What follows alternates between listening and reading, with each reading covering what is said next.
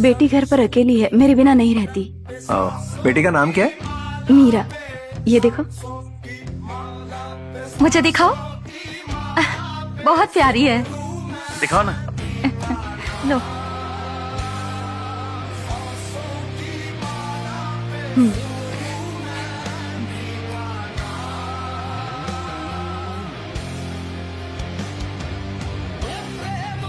इसीलिए कह रही हूँ भाई, सही वक्त पर शादी कर लेते तो तुम्हारे भी बच्चे होते।